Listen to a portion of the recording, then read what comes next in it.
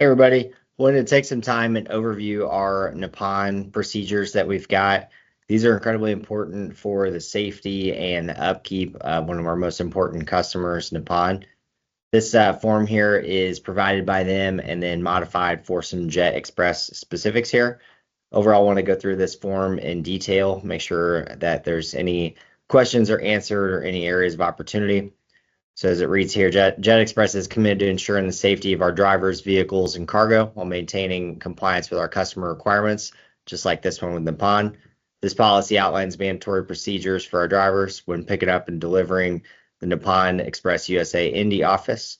Strict adherence is required. We have a zero tolerance policy if we fail to use the wheel chocks.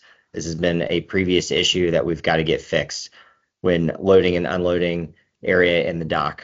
Violation may result in disciplinary action up to termination of employment with Jett. First step when we get there is the arrival confirmation. So as soon as you arrive to Jett Express Indy, park your vehicle in the designated area, turn off your engine, and engage the parking brake. Mandatory here, highlighted in bold, apply the wheel chocks to all vehicles. So if we're in a dock with the reefer, sprinter vans, trucks, trailers, always put your chocks for safety. Failure to chalk is a direct violation of both ours and NIPPON's safety protocols. If chocks are unavailable, they're chained to the building, so we should have those there and extras, but if they're unavailable for any reason, please notify both NIPPON and Jett staff immediately so we could get that addressed.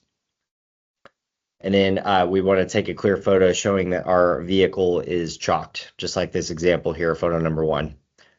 And then we'll prepare all the cargo-related documents, the BOL delivery slip for the verification there. Next is the identification verification. This is where we proceed to the designated sign-in area, the driver area here. Again, notice a reminder as well to chalk your wheels. So head in there to the designated area. We'll present a valid identification and any required credentials. You could take a photo of the sign-in process as directed by the staff if needed, examples below, and we'll just follow the driver sign-in procedure that's displayed at the facility.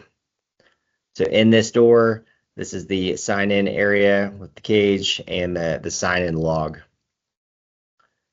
And again, another checklist, making sure brakes are set, wheels are chalked, and want to make sure safety is utmost importance. We had a couple instances at this facility, unfortunately last year, that we want to make sure we don't repeat, that all of our safety items are checked, nobody's in the trailer, and we're getting the right load at the right time. Third is the cargo verification. We want to present all the cargo documents, so get that to the NIPPON staff for the verification, confirm that delivery information matches the paperwork that they got, and communicate any special instructions or cargo precautions that we need to make aware. Security check, we want to submit to the vehicle and personal security checks as required by the NIPPON Express staff. This may include inspection of the vehicle's cargo compartment and reefer unit, verification of the driver's belongings if deemed necessary, and ensure the vehicle's electronic locks, so all of our TAPA TSR level 1 standards are operational and secure. For loading and unloading procedure, we want to follow the staff guidance to move the vehicle to the designated loading and unloading area. If anything seems off, question it. Don't move something if you feel unsafe or if you feel like somebody may or may not be in the trailer. Mandatory, reapply the wheel chocks immediately after we reposition to the dock or the loading area. They must remain in place until we finally depart. And then if we're in the building, remain in the designated area for loading and unloading, unless instructed by the staff. I know if they need a restroom or something, they will escort you. You just got to ask. And never move the vehicle without explicit approval from the NIPPON Express staff. Any unauthorized movement will result in they will suspend a driver from the facility, which is obviously really bad for us. And the sign-out procedures. So after loading and unloading, collect all your paperwork from the NIPPON Express staff. We want to verify that all the documents are complete and accurate. We got everything that we need before departure. Then and only then we'll remove the wheel locks after confirming it's safe to depart. Do a walk around inspection of the vehicle and the trailer, making sure to pay attention to the rear of the vehicle and ensure no obstacles or personnel are present. Could take a photo of the vehicle after the chocks are removed and the rear inspection is complete. And example picture here, ready for departure. And number 7, if there is an incident, immediately report any issues, exceptions, or safety concerns like equipment failure, security breach, procedural deviations to the Nippon Express staff and Jett Express Safety Department. Contact me direct on my cell 317-627-9403. And we want to document any incidents with photos and written details as applicable there. Again, reiterating the wheel chalk policy. So at Jett Express, including reefer sprinter vans, we must wheel chalk at all times when at Nippon, when parked, loading, unloading, or positioned at the dock at the Nippon Express Indianapolis facility. Drivers must carry chocks. So if we have extra chocks, we're good. They have them at their facility there as well. And before moving the vehicle, we got to verify that chocks are removed and stored securely. Failure to do the chocks will have this subsequent termination, up to termination if this is a repeat issue, and we will be doing random audits at the facility to ensure compliance. So as a driver responsibilities, we want to always maintain a professional demeanor at all times with our customers, especially at Nippon Express. We want to ensure the reefer unit is operational, set to the right temperature. We'll be monitoring that on the daily and hourly with our team here in dispatch, doing our part during the pre-trips to check that stuff as well. We also want to make sure all the TAPA security, cargo security items are in working order, and make sure taking pictures is a huge help. That helps us if anything goes wrong. We have that documentation that we did the right stuff. So taking those pictures and providing them to dispatch is a huge help. So as this, if you would complete this acknowledgement, you'll have a copy of these forms in your mailbox for physical verification as well. And any questions, don't hesitate to reach out to myself or your dispatch staff. We appreciate your compliance in this and taking care of our customers like Nippon here at Jett Express. Be safe and have a great rest of your day. Thank you.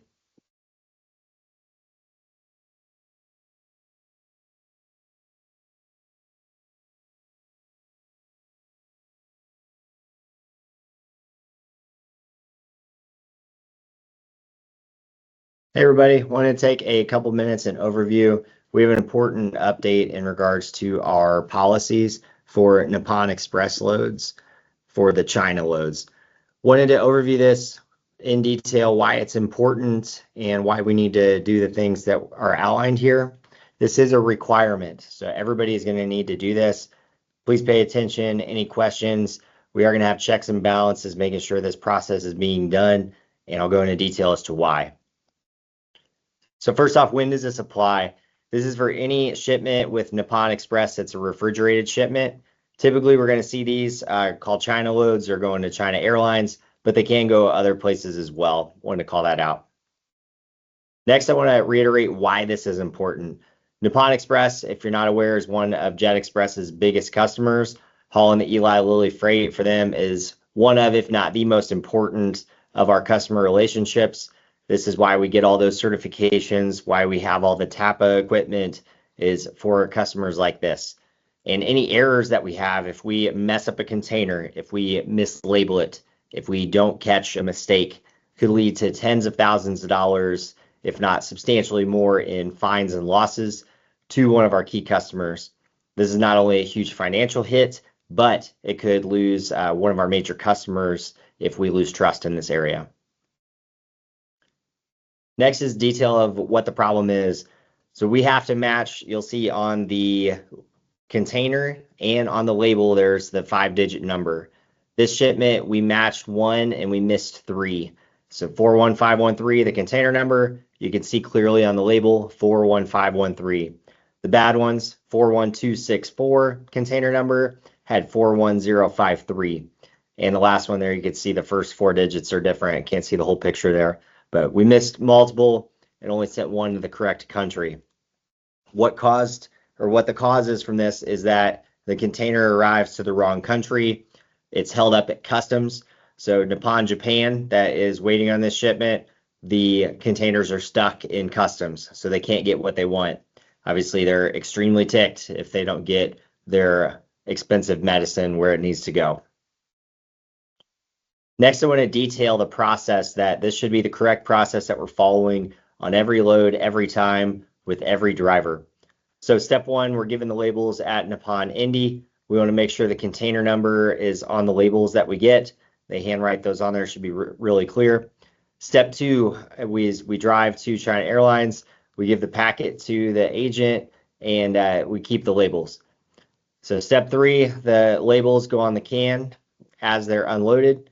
When labeling, again, we got to verify the container number on the label matches the container number on the container. So double check this, triple check this, slow down. I know everybody's in a rush, but make sure that the label going on the container matches the container number. So label number on the container, 41513, is going on container 41513. Next step, this is something we've been lacking on. We have to take pictures of this. One clear picture per container that clearly shows the container number and the label both match. We have to have these pictures taken, one picture per container, and then send that in to dispatch. You can either text dispatch@jettexpress.com. I would recommend saving a contact in your phone with that. You could just have a text thread with those pictures, and it makes it super easy as you repeat these loads over time. Or you can email if you prefer, email dispatch@jettexpress.com. Some things to watch out for with this are the paperwork goes through a lot of hands. There's a lot of forms. We want to, anything seems off, definitely question it. Dispatch is here to help. Things change over time. If anything seems off, just question it. We're happy to confirm the information. We would much rather spend the legwork of confirming something than potentially sending a shipment out to the wrong country. So when in doubt, get pictures of everything. Another recommended picture would be the seal. You could take a picture of the seal, have that time stamped in your phone, verification, kind of better safe than sorry there. And a big asterisk to watch out for is if a container number is handwritten on the paperwork, that means a last minute change. Anytime there's last minute changes, there's more opportunity for things to be wrong in the paperwork. So want to triple check in those scenarios. Some things to watch out for continued is to be extra careful to look at the destination and the numbers, making sure those match. Again, reiterating, if anything seems off, get with dispatch and we're happy to do the legwork to confirm that information. And last reminder there, any error in this could cause the wrong container to go to the wrong country, leading to massive fines for Jett and potential loss of one of our, if not the biggest customer for Jett. And last, I wanted to reiterate that drivers out there, you guys do all the hard work. You deal with a lot of stuff at our customers on the road. We really appreciate everything that you do, but you guys are the eyes and ears out there on the road. So want to make sure that the ball's kind of in your court, that we got to verify that we're getting the right stuff at the right time. I know there's some frustration with this picture process. Some drivers feel like it's extra work. This is a requirement. I'm sorry. It's part of the job. We have to do it. It's a requirement for us. If you don't like to do that, come talk to me. Happy to have a conversation. We have great drivers on this account. I'm hopeful that we can get everybody on board. This is just part of the flow, consistently doing it. This stuff really saves us in times that if anything's questioned from the customer, I can clearly show my driver did the right thing. They match. Here's the picture at the right time, and we're done. We're covered. So it's for us to not only have your back, but also save from the pin going down on us, because quite often when things go wrong, they point to the carrier first. So we want to make sure we're doing our part, get those pictures, and you guys all have my contact information, but just in case you need it quick, cell is 317-627-9403, or my email, brad.hackett@jettexpress.com, just like my name. Lastly, I want to show some paperwork examples.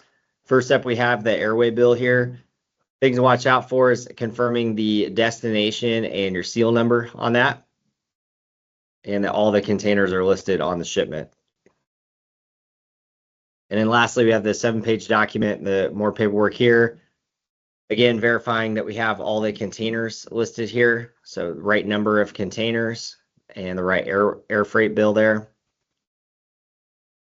So confirming all of that detail, the trailer number, making sure we're getting the right trailer for the load.